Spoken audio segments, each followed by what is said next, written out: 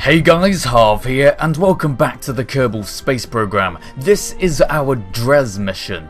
What? Wait, what? Why are we having a Dres mission? We're having a Dres mission because it's been such a long time since I went to a planet, most recently on this channel, so, you know, let's go to a planet. And let's go to one that's achievable within 8 hours. And let's go to one that I haven't been to on the channel before. So I chose Dres, and maybe we'll do Elu in the next kind of trilogy of this, whether it's going to be a trilogy or maybe a quadrilogy or something, I really don't know. So let me quickly run down what's going to happen.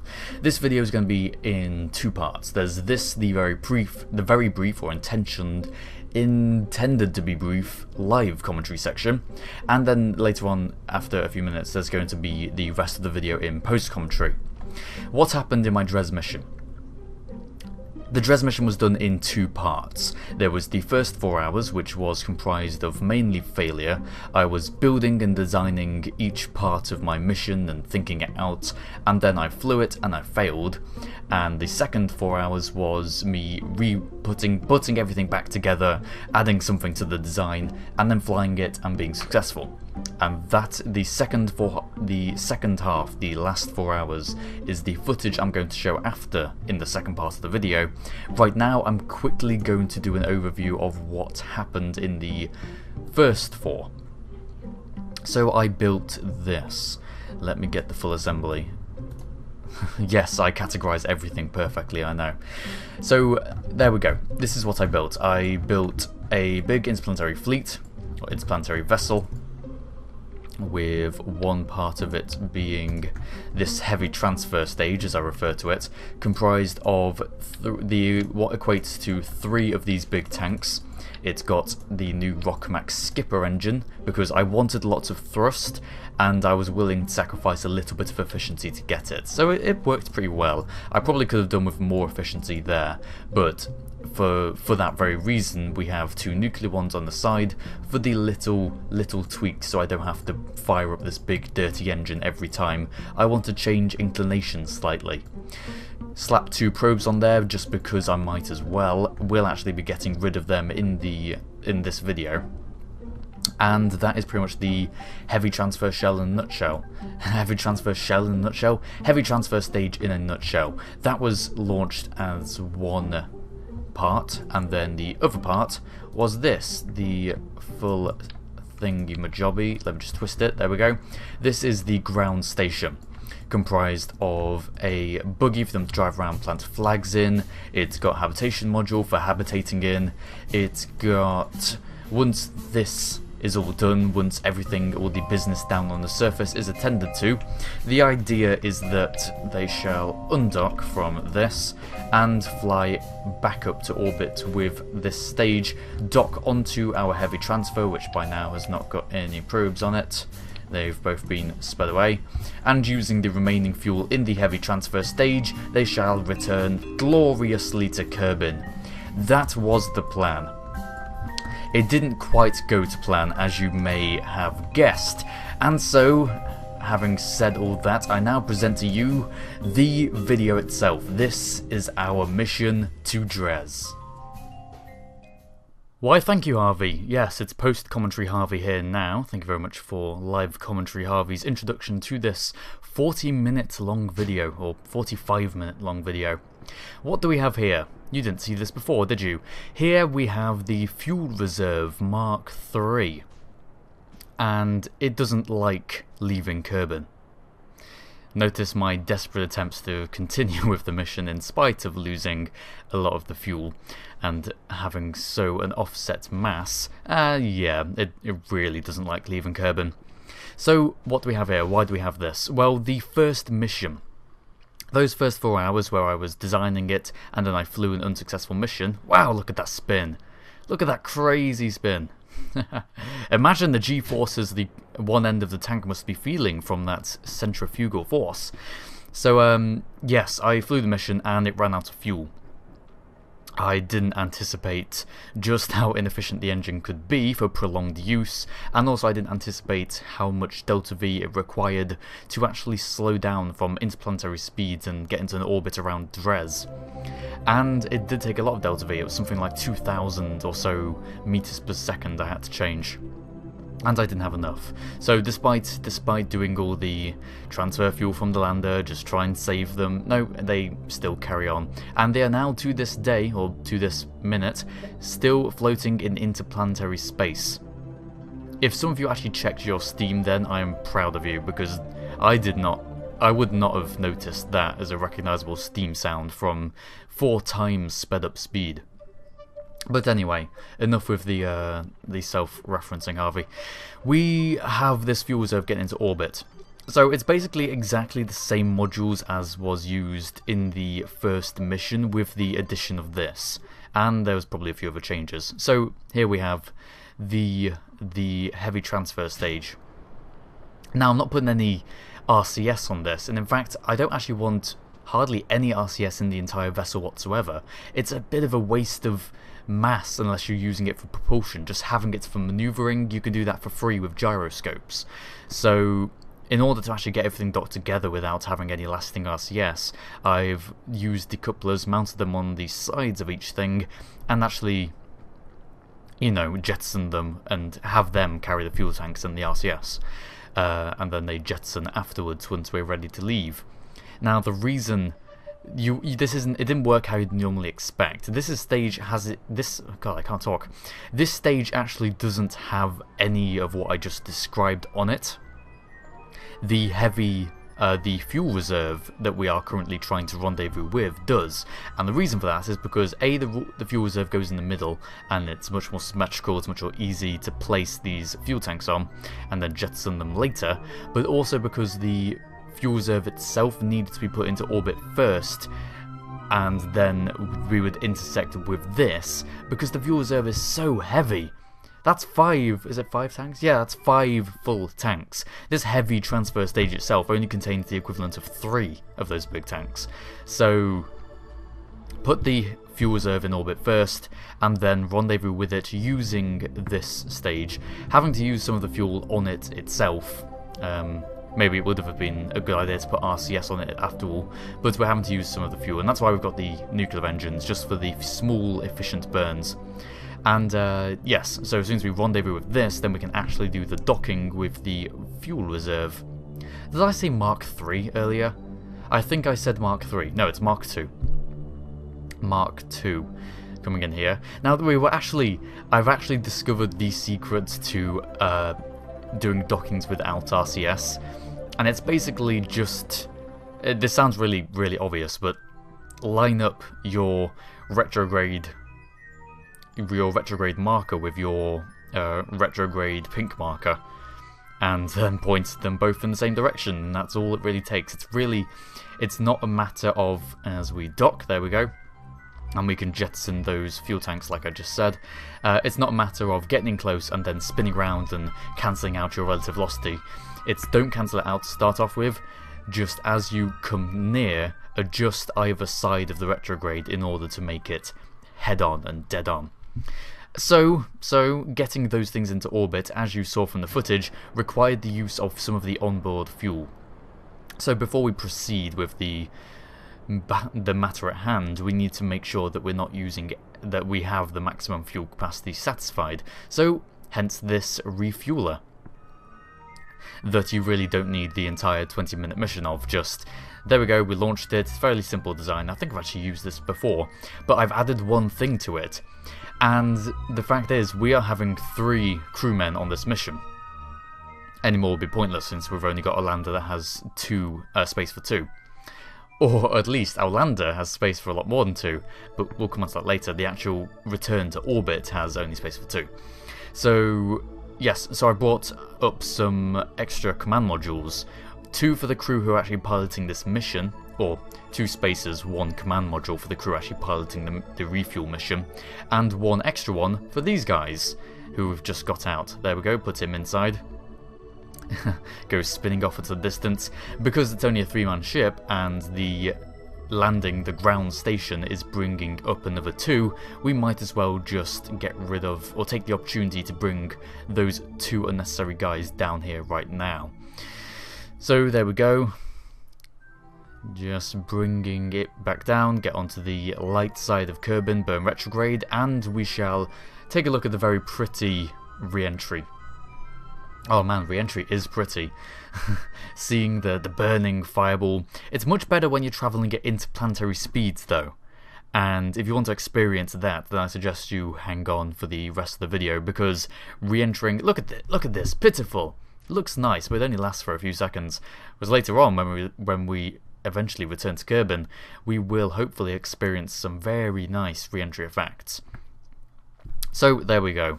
We brought down 4 crew from orbit, but we only took up 2. How'd that work? There we go, landed safely, and now for the final bit.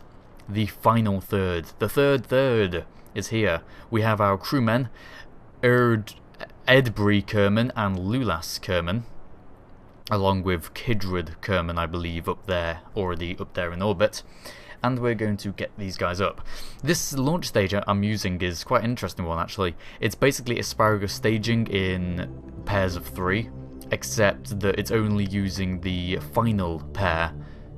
Pairs of 3? It's only using the final 3. There's a pair of 3 stacks, and it's only using the final 3 as engines. Whereas the first 3, we don't need that extra thrust, so that's just fuel that's being dropped. Also note the habitation, the hitchhiker storage container. Can you remember back to... what was it? I was doing a video, one of those many videos. In one of those videos we were putting an orange fuel tank, or we were pretending. Thunderbird, that's it. Iconic Spacecraft Episode 1. I was joking about putting an orange fuel tank on one of my redesigns, and the texture of it looks really weird. Well, this is exactly what's happened with the habitation module. It's temporary, but it looks really, really weird and unnerving. So there we go, we have docked all of our thirds together. And that's quite an impressive interplanetary ship, isn't it? Our crew, Dres Kerman, the command module pilot, Lulas Kerman, the hey, I'm along for the ride guy, and Kerbal Kerman, the mission commander and the ground base station pilot and everything else. Because he's the sensible one. Looking at the stats, Kerbal had all the courage, whereas Lulas had all the stupidity. And Dres was kind of in the middle, so we'll let him stay there and up in orbit. We can trust him not to do things wrong, but then again, we can't really rely on him for the important business. So now we come to something odd I'm doing, which is I'm actually deorbiting. Or it looks like it, doesn't it? It looks like I'm deorbiting. What I'm really doing is actually just making use of the O-berth effect, which, as you'll all know, because Scott Manley talks about it a lot, is basically the deeper you are in a gravity well, the more bang for your buck you get as you do your burns and your maneuvers. So, seeing as we docked this transfer stage right there on the end, we brought the ground station up with that. I might as well use its fuel to get us down into as low an orbit as possible, so that we end up using less fuel later on. And then we can decouple that, and we can not do anything because it's got no electricity. So we'll just leave it there floating. I mean, it's not our problem, we're going to be going off to Dres now. And look at that eclipse, as soon as I move the camera. Is this an omen? An omen? Is it the sign of good things or bad things? I mean, an eclipse in KSP is a rather rare event to witness. So, if it's rare, does that mean it's going to be good, or does it mean that bad things are coming? Seeing as usually, my missions go rather to plan. So we've jettisoned all those RCS fuel tanks, and we stare there at the eclipse, and it's basically time to go. That was the starting point. Oh look, the music's come back. Or it never left, it just got sped up. This is the real-time music, and you can tell because there's a noticeable drop in frame rate. So as we fade out, we are ready to go to Dres. And that's the point in the video I would have cut it. But no, I decided I wanted to make this video feature length, a 40 minutes long a 40-minute long special. And why? Why would I not separate them out and, you know, do all I can to make as much revenue as possible by forcing you to watch multiple videos? No, I'm not going to do that, and the reason why is because we've just hit 30,000 subscribers. I say just, it was recently, but we recently gained 30,000 subscribers, and funnily enough, no, it's not really funny, it's kind of sad actually. When we hit 10,000 subscribers, my special was to do something or other. The Interplanetary Fleet, I flew the Interplanetary Fleet, I gave it a farewell, and I said that anyone who answered the competition, which was something to do with editing the thumbnail, anyone who got that correct, my question, they could choose me a mission that I would do. I never did the mission. And there's a good reason for that. Well, there's not actually any real good reason. There's a very good excuse for it, and it's that it's bloody hard. Man, it's not even the fact that it was hard. It's just tiring and dreary. As you might imagine, and as some of you have probably guessed, it is to go to every single planet in one mission. Obviously, not just from one to one to one to one. It would be to go to the planet, come back, refuel, go to the planet, come back, refuel, go blah, blah. Really, really long stuff, considering that going to Dres and landing successfully took me 8 hours.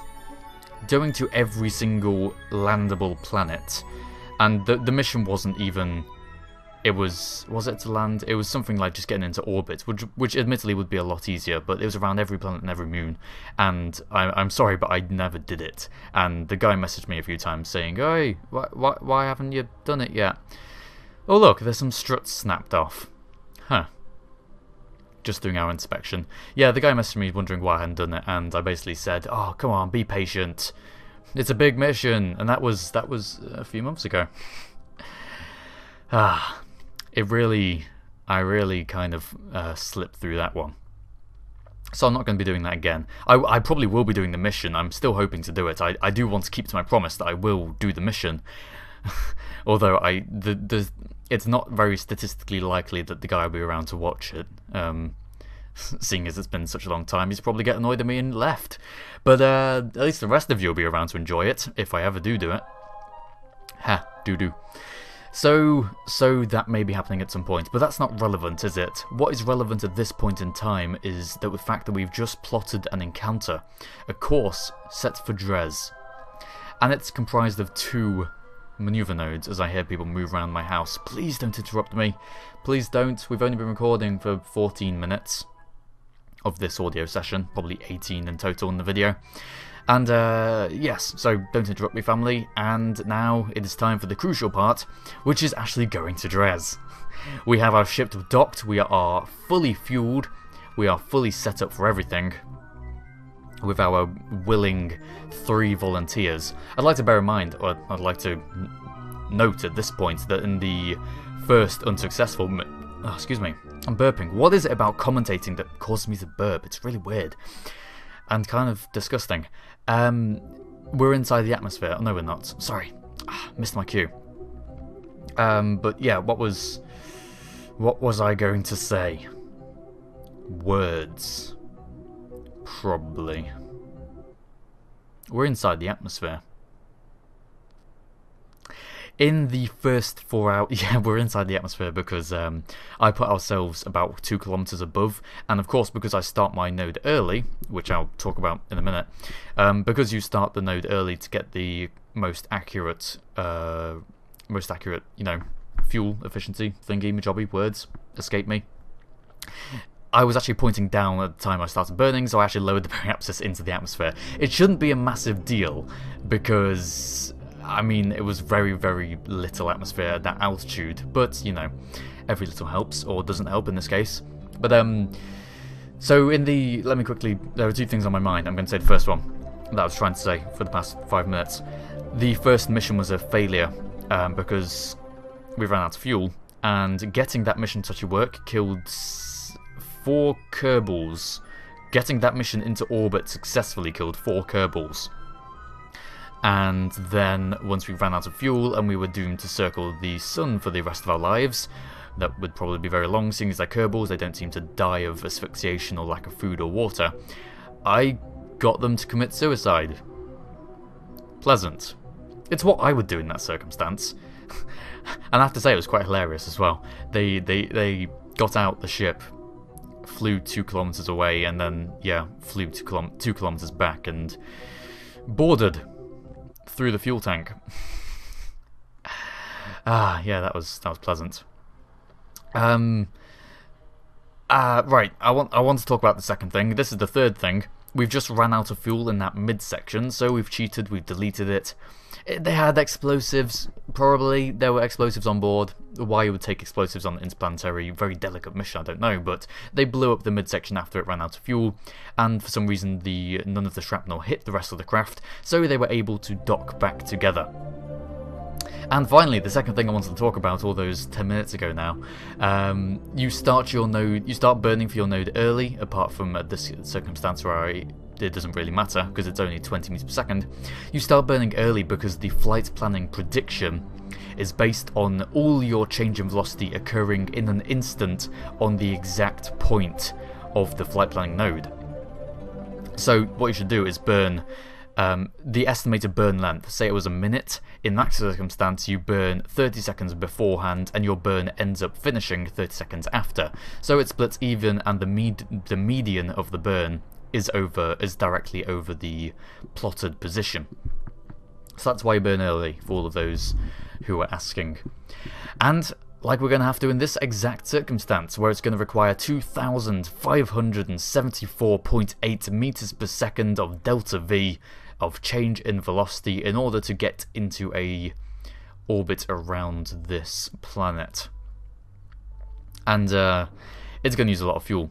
So our estimated burn time is 4 minutes 57 seconds. For all intents and purposes, that's 5 minutes. So we started burning at 2 minutes 30, or for all intents and purposes, 2 minutes 30.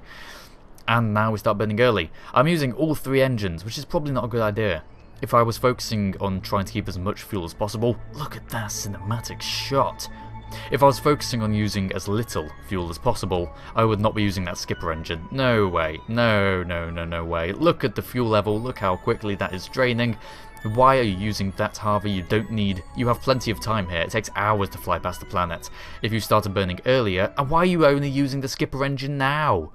Use the nuclear engines. Those are nuclear, not Uli, liar. I know. Use the nuclear engines. They're the efficient ones, Harvey. Why? Why, Harvey? Why? And as the delta V requirement comes down, 300 meters per second, 200 meters per second, 100, 126, and we're out of fuel. Okay. And we are out of fuel. So, I'm breathing heavy again. Yeah, I just noticed. I am allowing the docking ports to transmit fuel into the main tank. So we're actually currently using the nuclear engines.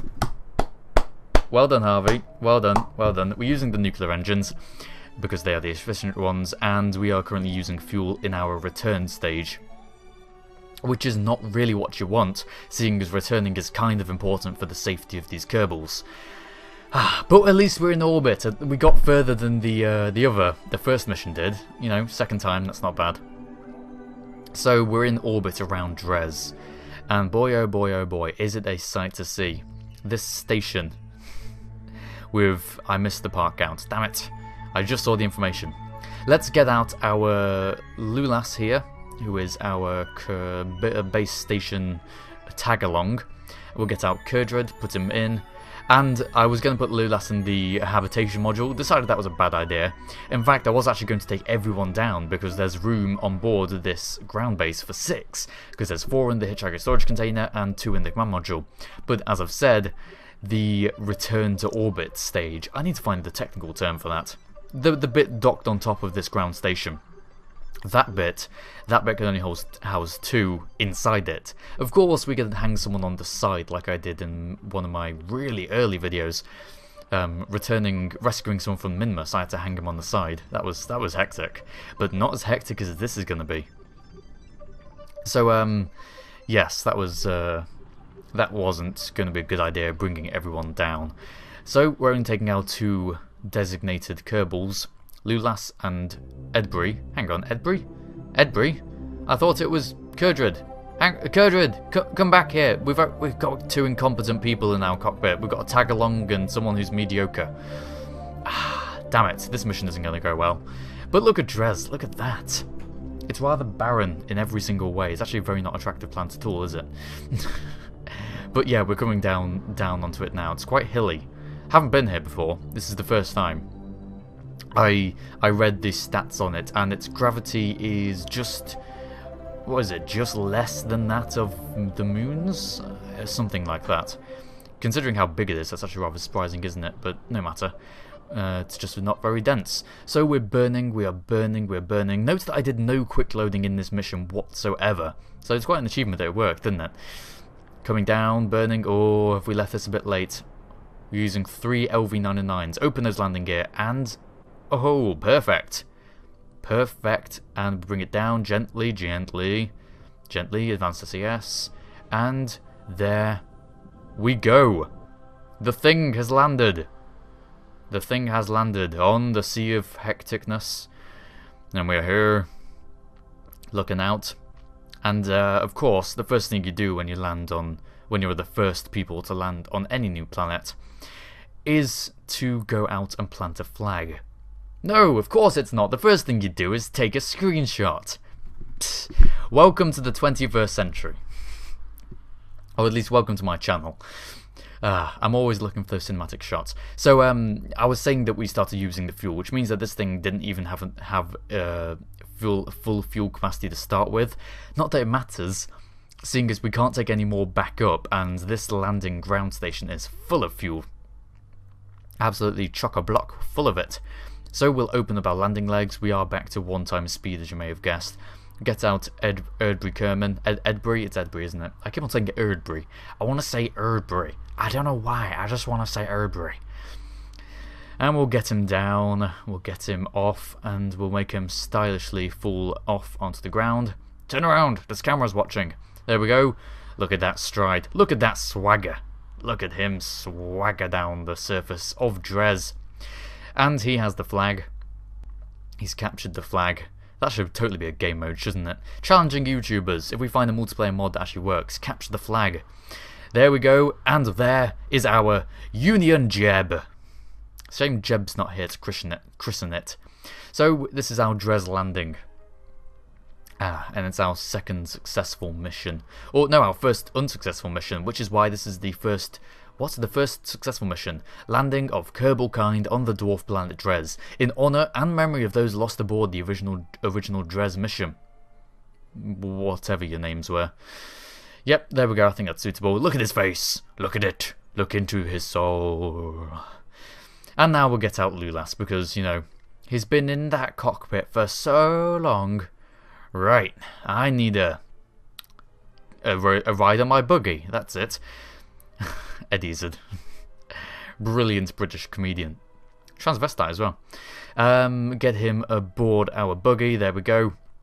But of course, being the stupid one, we can't really afford for this guy to be in charge of the buggy. That docking port that was supposed to dock back onto it. Yeah, it turns out the gravity isn't enough.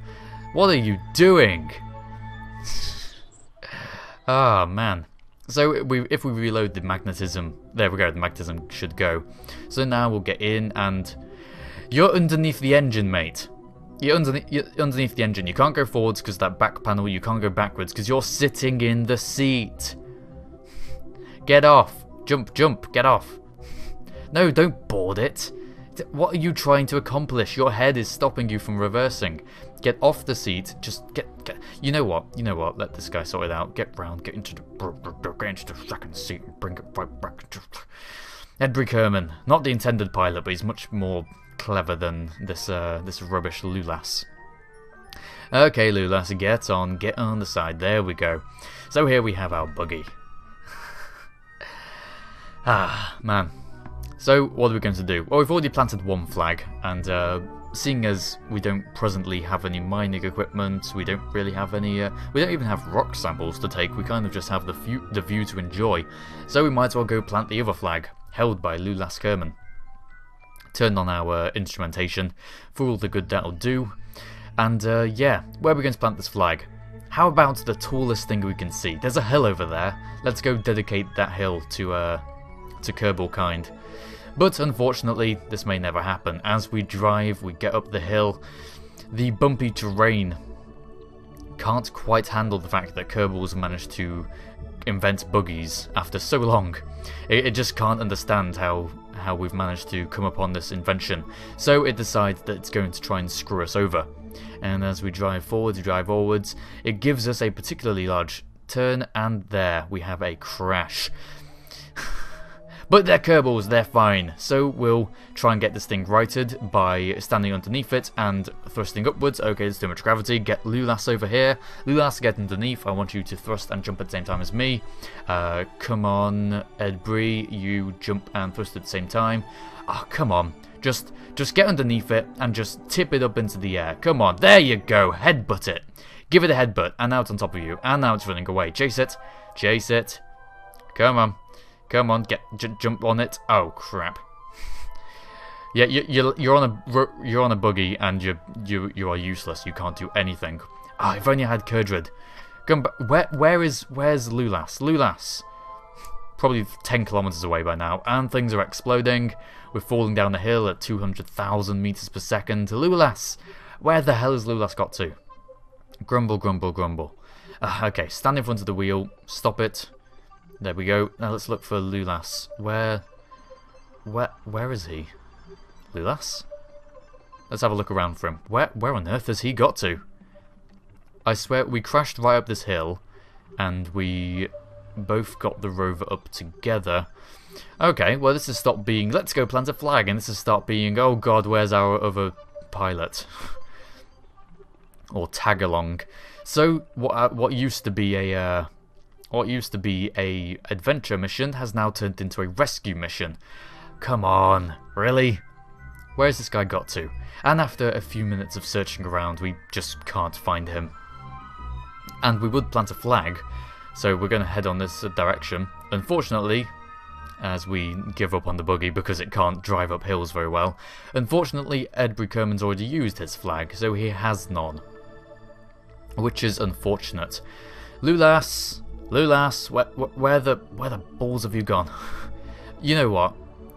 Fine, be this way. You're not properly trained, you shouldn't even be here in the first place. Just because I was in bed with your mum, that's the only reason you're here. It's the only reason. So, you know what? I'm just going to go home. I'm sorry. Okay, enough of that nonsense. So we get back into the buggy, having misplaced our Kerbal, and we're gonna drive back to base. Maybe he made it back there, maybe not. And we shall drive back in our buggy that is luckily not damaged after the 2 crashes it had.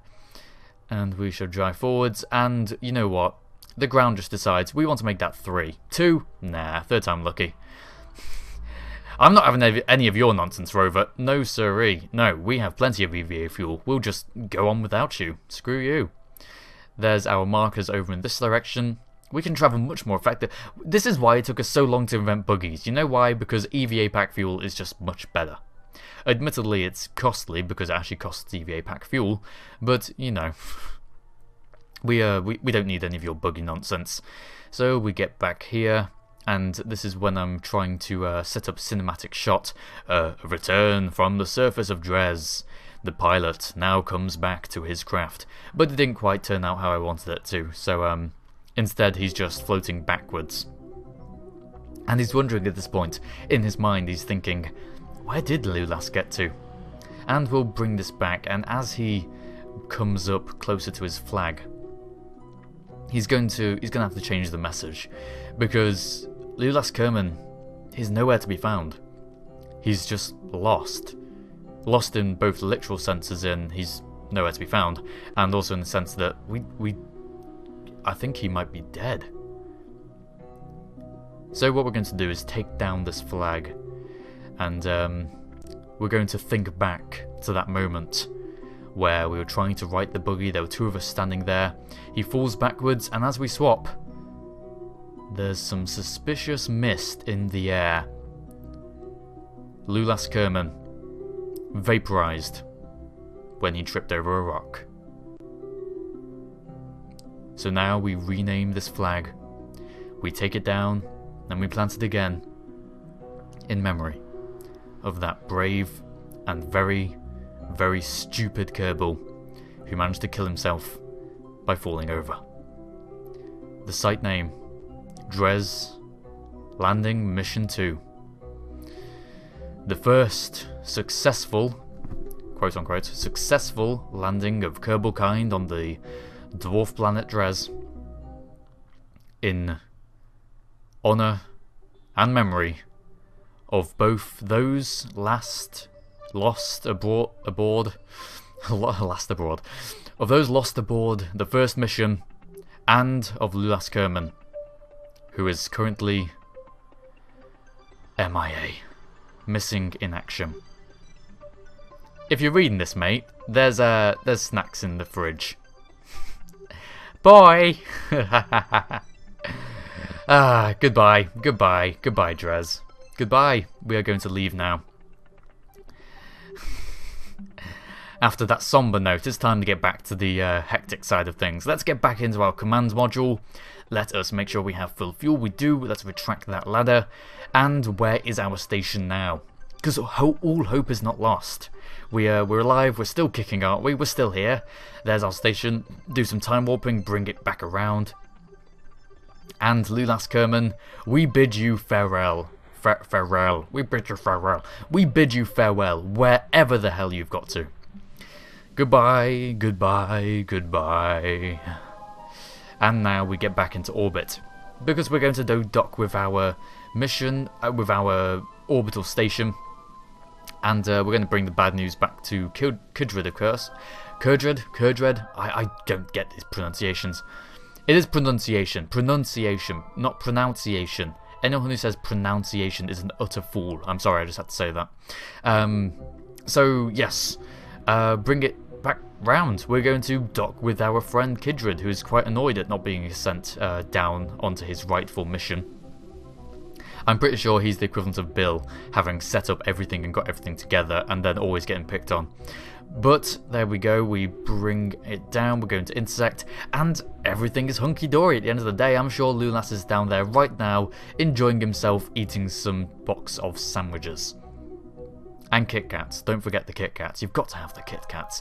There we go, there is our marker, 1.5 kilometers away. We're going to fire up those engines, go in for our docking, and then, after a bit of time acceleration, hopefully we'll get Kerbin into the correct position and we'll be able to return back to it. So there we go, bring this thing up. We're going to point so we are nose to nose with it when we get into the correct position. Use our RCS to translate up and translate forwards and bring the two new senior docking ports together. I have to say I am really impressed with the senior docking ports. I've heard people saying they're a bit too flimsy. They're not intended to take weight, it's just to make things less wobbly. And there we go. Unfortunately, as we fade for the second time, or is it third, unfortunately there's one problem. And that's that we have no fuel left in that return stage. So, escape! No, return. So the plan is now, instead of following the mission profile, which was to use our remaining fuel in that heavy transfer stage, unfortunately, there is no remaining fuel, and the only fuel currently on board is actually in this little lander, which is not intended to be interplanetary in any means necessary, in any matter of speaking. So we load up what fuel we can with heavy hearts. It's not even a full tank. And Kudrid Kerman and Edbury Kerman thank their lucky stars that it was Lulas who died down there on the surface, and no one would have to cling onto the side of the command module. There is our Dres mission version 2 flying by us. Are we going to have enough Delta V? These are 3 inefficient engines, less than a quarter of a full tank, and we're carrying docking ports, a big decoupler, docking port. Man, oh man, are we going to do it? Well, we're using RCS, things are getting low, fuel is getting really low, the situation is dire, but it actually looks like we're going to be doing this. We've actually managed to do an interplanetary transfer in this little thing with this little amount of fuel. Never underestimate the power of not only RCS but also of things going wrong. And there we go. I think that's quite enough disasters for one day, don't you? We killed a Kerban. Oh no, he's not dead. He's not dead. He's missing in action. Promise. He wandered off. He had a break. He had a little lie down, and we left him because, well.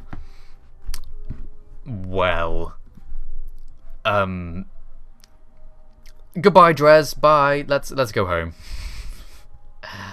There is our Kerbal home star.